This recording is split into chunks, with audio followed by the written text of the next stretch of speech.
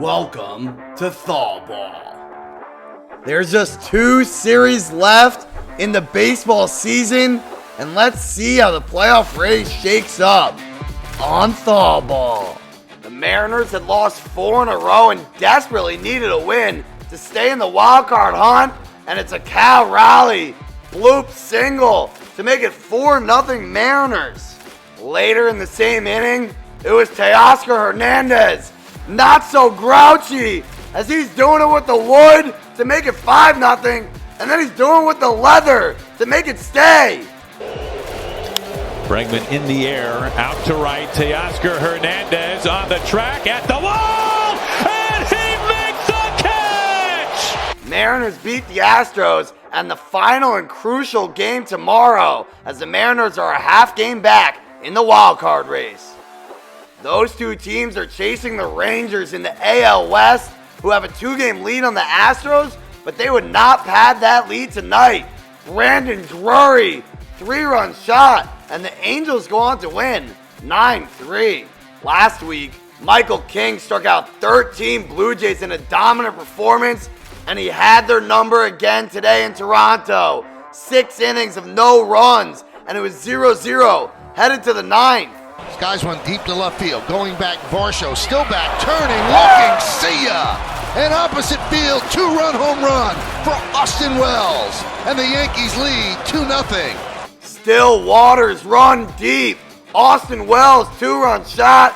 Yankees win 2-0, but the Blue Jays maintain a game lead over the Astros in the wild card.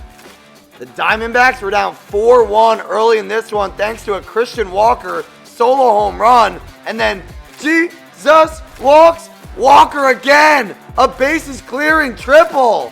God show me the way, because the Devil's trying to break me down. Christian Walker, his 2nd home run of the night. Through 6 innings, Walker had 11 total bases, and he has just the 8th game in Diamondbacks history with 2 home runs and a triple. He took care of business on his own. Marte, this is well struck to center, and there it goes! Ketel Marte sends one out of here. And then the D-backs went from hot to boiling as Ketel Marte with the home run. The Diamondbacks scored 14 unanswered and beat the White Sox 15-4. So the Diamondbacks did their part to hold on to the NL wildcard lead, and then it was the Cubs' turn. Seiya,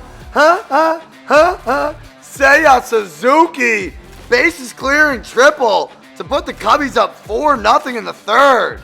3 innings later, it was Ian Happ giving the Cubs a 6-0 lead, and they look sure to hold on to that wild card lead.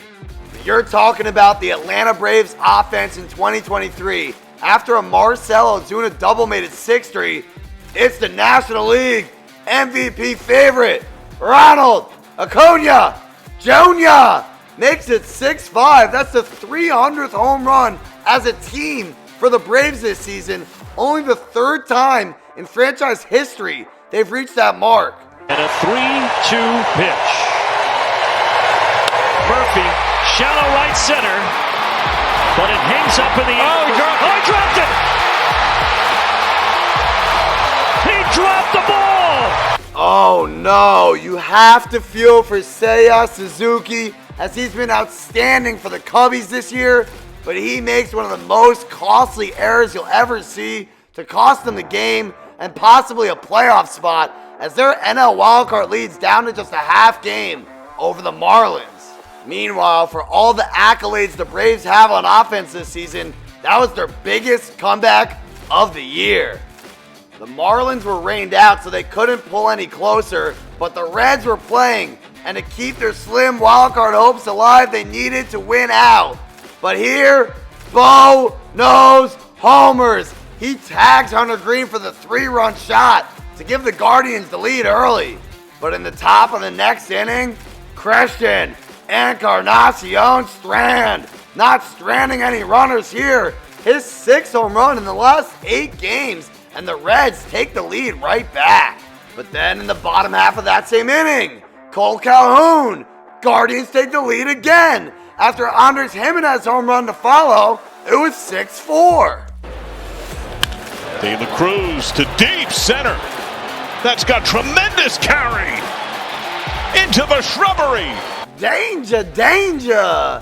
It's high voltage! Welcome to the Electric Factory, courtesy of Ellie De La Cruz.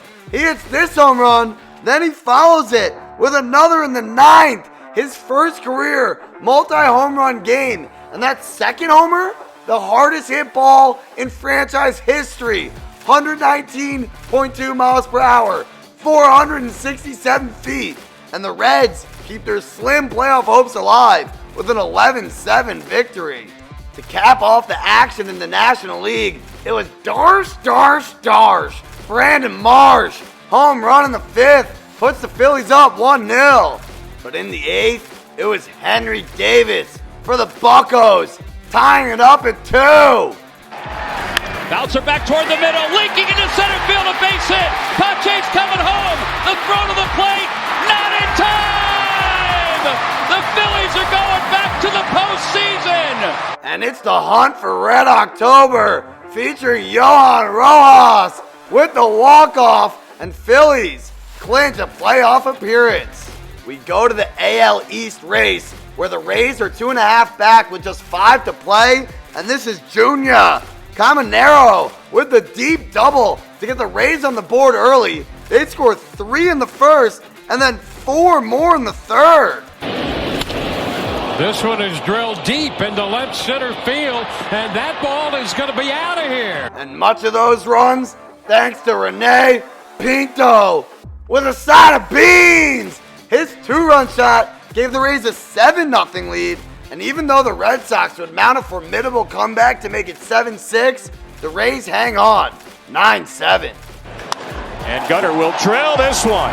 That is not going to be a triple. It doesn't appear. That ball is going to go. The Rays were hoping Baltimore would falter, but it's the number 1 Gunnar Henderson, favorite for AL Rookie of the Year, hits his 28th on the year to make it 1-0 in Birdland. And that's all Kyle Bradish would need, as he lowered his season ERA to 2.86 with 8 scoreless innings. He would be the first Oriole to finish with a sub-3 ERA since Mike Mussina in 1992. Orioles' magic number to clinch the AL East down to 2. That's all we got today on ThawBall. Check back in tomorrow for more baseball action.